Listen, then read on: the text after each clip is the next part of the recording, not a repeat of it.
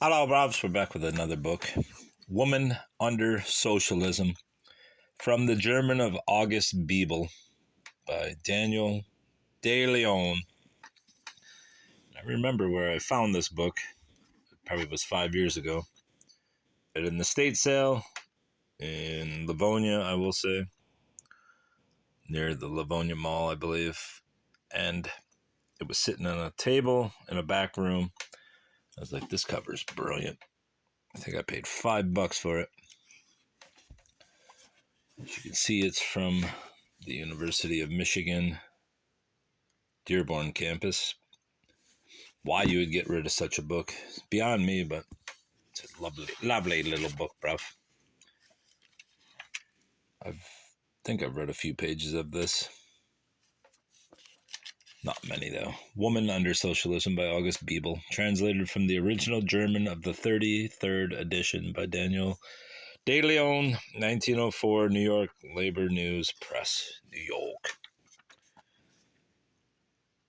There's the, what's that called? I can't remember that. What's this? The end of social development resembles the beginning of human existence. The original equality returns. The mother web of excellence starts and rounds up the cycle of human affairs. Bachhofen. Since the advent of civilization, the outgrowth of property. Let's put this under there so I can read it without flattening. Since the advent of civilization, the outgrowth of property has been so immense, its forms so diversified, its uses so expanding, and its management so intelligent, in the interest of its owners, that it has become, on the part of the people, an unmanageable power. The human mind stands bewildered in the presence of its own creation. The time will come, nevertheless, when human intelligence will rise to the mastery over property and define the relations of the state to the property it protects, as well as the obligations and the limits of the rights of its owners. The interests of society are paramount to individual interests, and the two must be brought into just and harmonious relations. A mere property career is not the final destiny of mankind. If progress is to be the law of the future as it has been of the past, the time which has passed away since civilization began is but a fragment of the past duration of man's existence, and but a fragment of the ages yet to come. The dissolution of society bids fair to become the termination of a career of which property is the end and aim, because such a career contains the elements of self-destruction. Morgan. Translator's Preface. Bebel's work, Die Frau under Socialismus, rendered in this English version with the title Woman Under Socialism, is the best aim shot at the existing social system, both strategically and tactically considered. It is wise tactics and strategy to attack an enemy on his weakest side. The woman question is the weakest link in the capitalist mail, and that's M-A-I-L. The working man, we know, is a defenseless being, but it takes much sharpening of the intellect to appreciate the fact that he cannot speak for himself. His sex is properly coupled with the sense of strength. The illusion conceals his feebleness and deprives him of help, often of sympathy. It is thus, even with regard to the child, proverbially weak and needing support. The child, nevertheless, is not everywhere a victim in the existing social order. Only in remote sense does the child of the ruling class suffer. The invocation of the rights of the child leaves substantially untouched the children of the rich. It is otherwise with woman. The shot that rips up the wrongs done to her touches a nerve that aches from end to end in the capitalist world. There is no woman, whatever her station, but in one way or other is a sufferer, a victim in modern society, while upon the woman of the working class, the cross of capitalist society rests heaviest in all ways, not one of her sisters in all the upper ranks, but bears some share of the burden, or, to be plainer, of the smudge of what is more to the point. They are aware of it.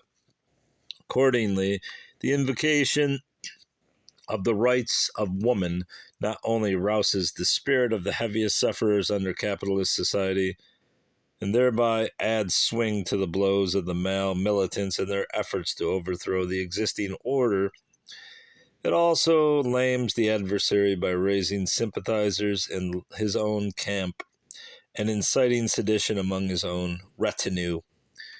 Bebel's exhaustive work, here put in English garb, does this doubly work unerringly.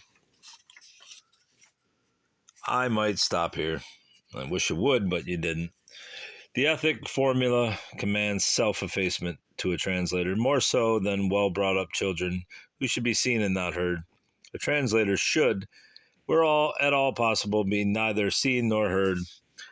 That, however, is not always possible. In a work of this nature, which, to the extent of this one, projects itself into hypotheses of the future, and even whose premises necessarily branch off into fields that are not essentially basic to socialism, much that is said is, as the author himself announces in his introduction, purely the personal opinion of the writer. With these, a translator, however much and in general fundamental accord, may not always agree.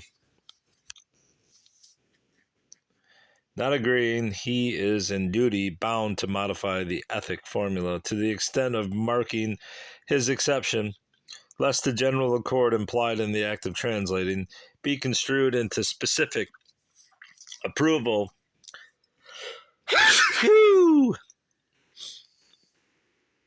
of objected to passages and views. Mindful, I'm going to pause on this sneeze. Mindful of a translator's duties as well as rights, I have reduced to a small number and entered in the shape of running footnotes to the text the dissent I thought necessary to the passages that to me seemed most objectionable in matters not related to the main question. And as to matters related to the main question, rather than enter dissent in running footnotes, I have reserved for this place a summary of my own private views on the family of the future. It is an error to imagine that, in its spiral course, society ever returns to where it started from. The spiral never returns upon its own track. Obedient to the law of social evolution, the race often is forced, in the course of its onward march, to drop much that is good, but also much that is bad. The bad, it is hoped, is dropped for all time, but the good, when picked up again, never is picked up as originally dropped. Between the original dropping and return to its vicinity along the tracks of the spiral, fresh elements join. These new accretions so transmute whatever is repicked up that it is essentially remodeled. The communism, for instance, that the race is now heading toward is materially a different article from the communism it once left behind. We move in an upward spiral, and that is not wrong. You are moving in a spiral. No doubt moral concepts are the reflex of material possibilities, but for one thing, moral concepts are in themselves a powerful force, often hard to distinguish in their effect from material ones, and for another, these material possibilities unfold material facts, secrets of nature that go to enrich the treasury of science and quicken the moral sense. Of such material facts are the discoveries in embryology and kindred branches. They reveal the grave fact, previously reckoned with in the matter of breeding of domestic animals, that the act of impregnation is an act of inoculation. This fact, absolutely material, furnishes a post-discovered material basis for a pre-surmised moral concept, the oneness of flesh, with father and mother. Thus science solidifies a poetic moral yearning, once held imprisoned in the benumbing shell of theological dogma, and reflects its morality in the poetic expression of the monogamic family. The moral, as well as the material, accretions of the race's intellect since it uncoiled out of early communism, bar, to my mind, and all prospect, I would say danger, moral and hygienic, of promiscuity. You were totally wrong, buddy. Or of anything even remotely approaching that. You are fucking so wrong, Bubba. Bubba. I was going to say brother, but I said Bubba. Modern society is in a state of decomposition. Institutions long held as of all time and for all time are crumbling. No wonder those bodies of society that come floating down to us with the prerogative of teacher are seen today rushing to opposite extremes.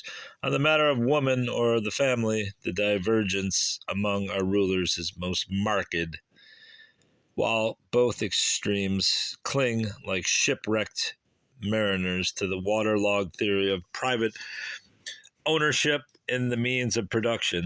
The one extreme, represented by the pseudo-Darwinians, is seen to fly into ever wilder flights of heterodoxy on the matter of marriage and divorce, agreed both in keeping woman nailed to the cross of a now perverse social system. The former seeks to assuage her agony with the benumbing balm of resignation, the latter to relieve her torture with the blister of libertinage. Between these two extremes stand the gathering forces of revolution that are taking shape in the militant socialist movement.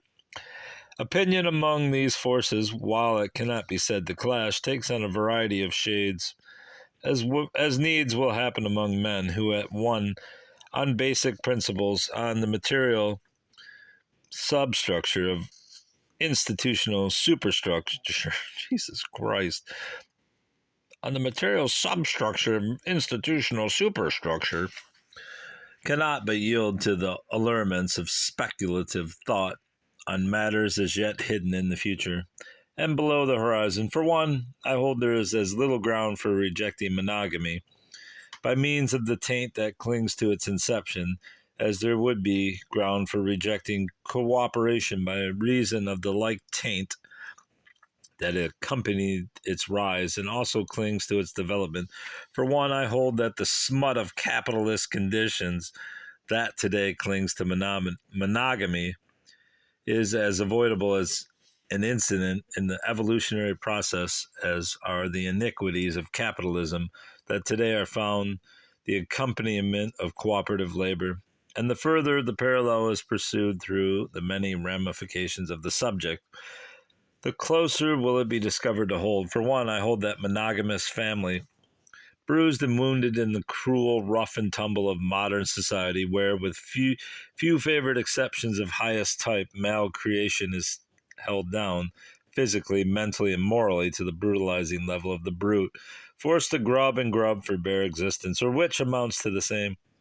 To scheme and scheme in order to avoid being forced so to grub and grub will have its wounds staunched, its bruises healed and ennobled by the slowly acquired moral forces of conjugal, paternal, and filial affection, bloom under socialism into a lever of mighty power for the moral and physical elevation of the race. I'm not sure what he's even saying there. Is he saying that monogamy is a capitalist slavery of sorts? At any rate, however, the genius of our descendants may shape matters on this head. One thing is certain: woman, the race's mothers, wives, sisters, daughters, long sinned against through unnumbered generations, is about to be atoned to. All the moral and intellectual forces of the age are seen obviously converging to that point. It will be the crowning work of militant socialism, like a mightier Perseus, to strike the shackles from the chained Andromeda of modern society, woman, and raise her to the dignity of her sex. I can confirm to you, Mr. De Leon, that it has not raised woman to the pinnacle of and dignity of her sex.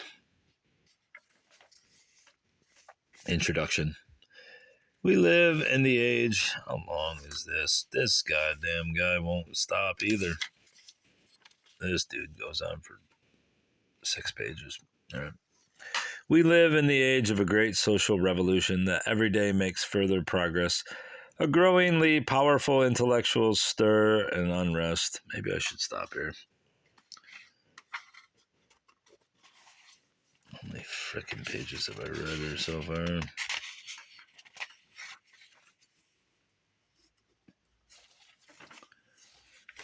It's a lot of bullshit. We live in the age of a great social revolution that every day makes further progress. A growingly powerful intellectual stir and unrest is noticeable in all the layers of society, and the movement pushes towards deep-reaching changes. All feel that the ground they stand on shakes. A number of questions have risen, mainly why did they make this font so small? They occupy the attention of ever widening circles, and discussion runs high on their solution. One of the most important of these, one that pushes itself even more to the fore, is the so-called woman question. The question concerns the position that woman should occupy in our social organism, how she may unfold her powers and faculties in all directions to the end that she become a complete and useful member of human society, enjoying equal rights with all. From our viewpoint, this question coincides with that other. What shape and organization human society must assume to the end that, in the place of oppression, exploitation, want, and misery, in manifold forms, there shall be physical and social health on the part of the individual, and shall be physical on the individual of society. To us, accordingly, the woman question is the only one of the aspects of the general social question, which is now filling all heads, which is setting all minds in motion, and which consequently can find its final solution only in the abolition of the existing social contradictions and of the evils which flow from them. Nevertheless, it is necessary to treat the so-called woman question separately. On the one hand, the question, what was the former position of woman? What is it today, and what will it be in the future? Concerns in Europe, at least, the larger section of society, seeing that here the female sex constitutes the larger part of the population. On the other hand, the prevailing notions regarding the development that woman has undergone in the course of centuries correspond so little with the facts that light upon the subject becomes a necessity for the understanding of the present and of the future. Indeed, a good part of the prejudices with which the ever-growing movement is looked upon in various circles, and not last in the circles of woman herself, rest upon lack of knowledge and lack of understanding. Many are heard claiming there is no woman question because the position that woman formerly occupies today, and will in the future continue to occupy, is determined by her natural calling, which destines her for wife and mother and limits her to the sphere of the home.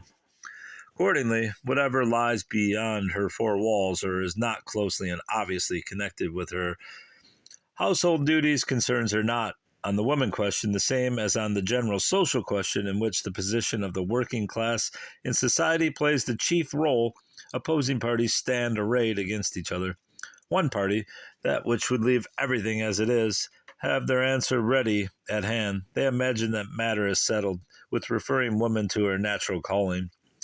They forget that today, for reasons later to be developed, millions of women are wholly unable to fill that natural calling, so much insisted upon in their behalf of householders, breeders, and nurses of children, and that with other millions the calling has suffered extensive shipwreck, wedlock to them, having turned into a yoke and into slavery, compelling them to drag along their lives in misery and want.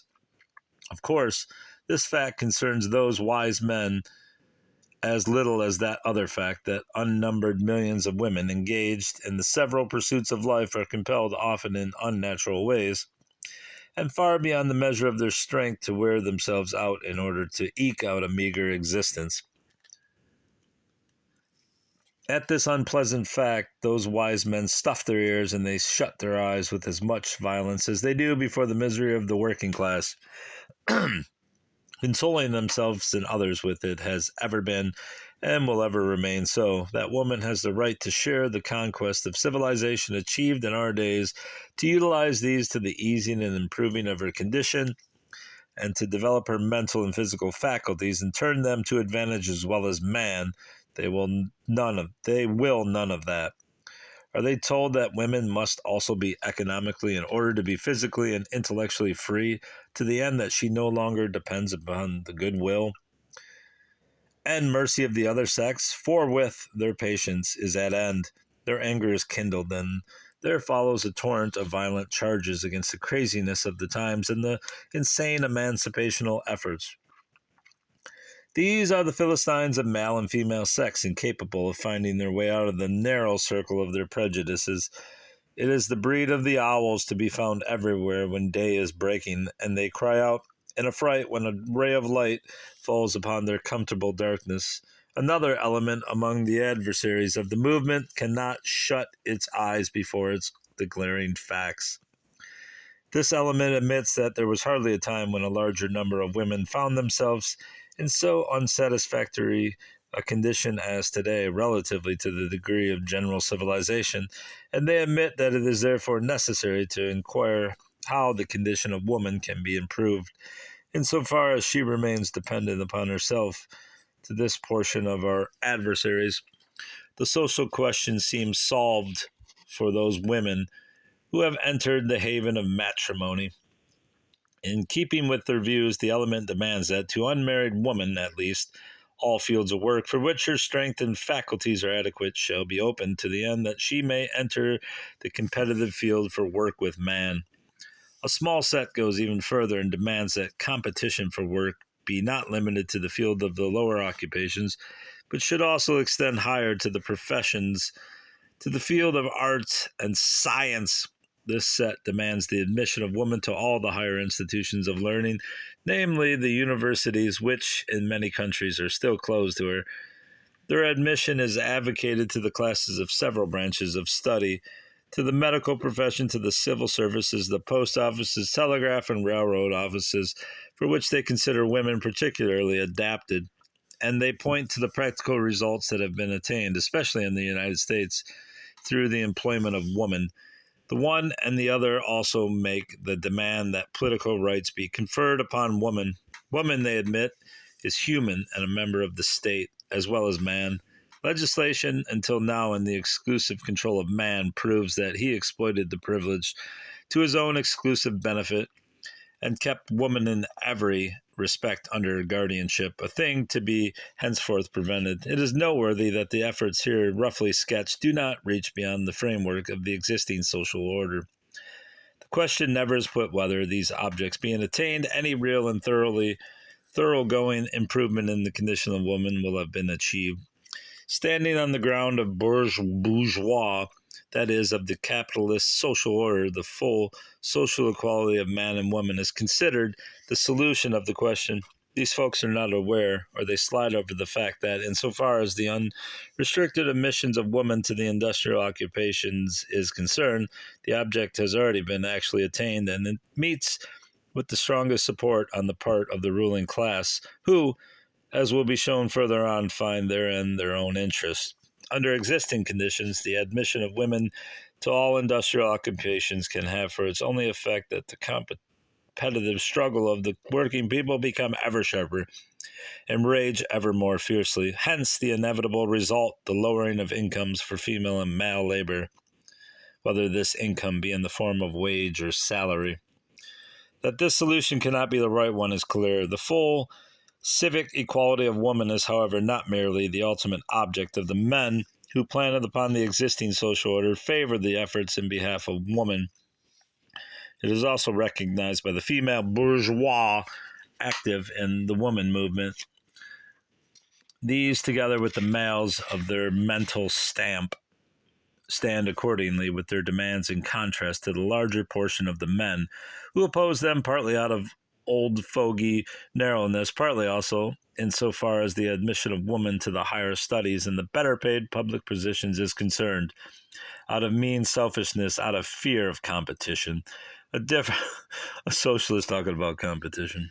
Rich. A difference in principle, however, a class difference such as there is between the working and the capitalist class, does not exist between these two sets of males and female citizens.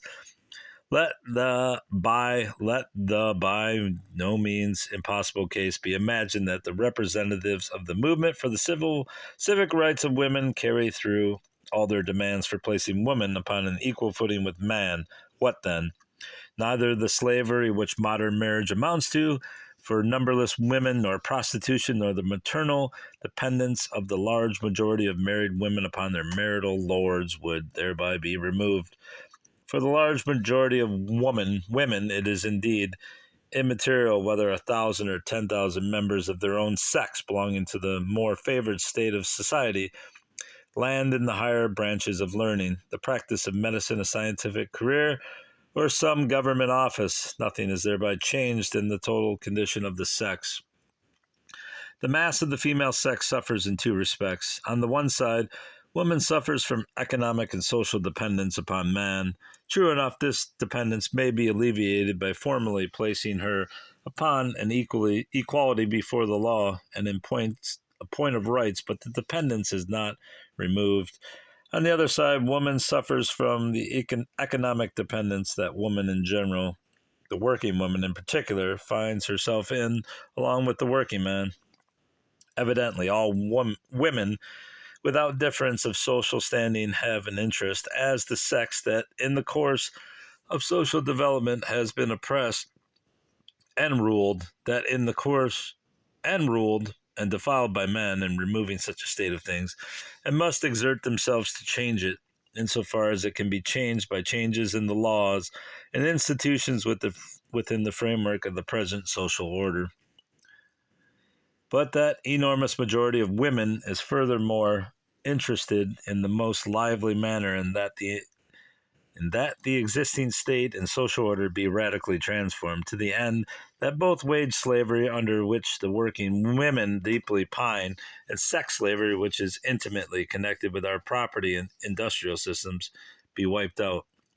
The larger portion by far of the women in society engaged in the movement for the emancipation of woman do not see the necessity for such a radical change. Influenced by their privileged social standing, they see in the more far-reaching working women's movement dangers, not infrequently abhorrent aims which they feel constrained to ignore, eventually even to resist.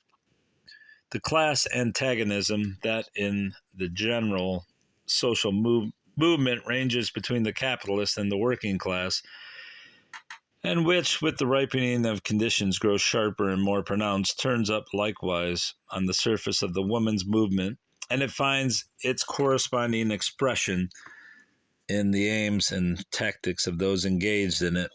All the same, the hostile sisters have, to a far greater extent than the male population, split up, as the latter is in the class struggle, a number of points of contact on which they can, although marching separately, strike jointly. This happens on all fields on which the question is the equality of woman with man within modern society. This embraces the participation of women in all the fields of human activity for which her strength and faculties are fit, and also her full civil and political equality with man. These are very important, and as will be shown further on, very extensive fields. Besides all this, the working woman has also a special interest in doing battle hand in hand with the male portion of the working class for all the means and institutions that may protect the working woman from physical and moral degeneration, and which promise to secure her the vitality and fitness necessary for motherhood and for the education of children. Furthermore, as already indicated, it is the part of the working woman to make common cause with the male members of her class and of her lot in the struggle for a radical transformation of society, looking to the establishment of such conditions as may make possible the real economic and spiritual independence of both sexes by means of social institutions that afford to all a full share in the enjoyment of the conquests of civilization made by mankind. The goal, accordingly, is not merely the realization of the equal rights of woman with man within present society, as is aimed at by the bourgeois woman emancipationist. It lies beyond the removal of all impediments that make men dependent upon men, and consequently one sex under the other. Accordingly, this solution of the woman question coincides completely with the solution of the social question. It follows that he who aims at the solution of the woman question to its full extent, is necessarily bound to go hand in hand with those who have inscribed upon their banner the solution of the social question as a question of civilization for the whole human race. These are the socialists, that is, the social democracy. Of all existing parties in Germany, the Social Democratic Party is the only one which has placed in its program the full equality of woman, her emancipation from all dependence and oppression. And the party has done so not for agitational reasons, but out of necessity, out of principle. There can be no emancipation of humanity without the social independence and equality of the sexes. Up to this point, all socialists are likely to agree with the presentation made of fundamental principles, but the same cannot be said on the subject of the manner in which we portray the ultimate aims to ourselves, how the measures and special institutions shall be shaped which will establish the aimed at independence and equality of all members of the sexes, consequently that of man and woman also. The moment the field of the known is abandoned and one launches out into pictures of future forms, a wide field is open for speculation. Differences of opinion start over that which is probable or not probable. That which is in that direction is set forth in this book, can accordingly be taken only as the personal opinion of the author himself. Possible attacks must be directed against him only. Only he is responsible. Very capitalistic mind set there. Attacks that are objective and are honestly meant will be welcome to us. Attacks that violate truth in the presentation of the contents of this book or that rest upon false premises we shall ignore. For the rest, in the following pages, all conclusions, even the extremist, will be drawn, which, the facts being verified, the results attained may warrant. Freedom from prejudice is the first condition for the recognition of truth. Only the unrestricted utterance of that which is and must be leads to the goal. What a long-winded fucking diatribe of nothing that was. Part 1, Woman in the Past, is next. Whew. This was a library book. As you can see, time is running out on my video, so let's close this and move on with our lives. Goodbye, bruv. Goodbye.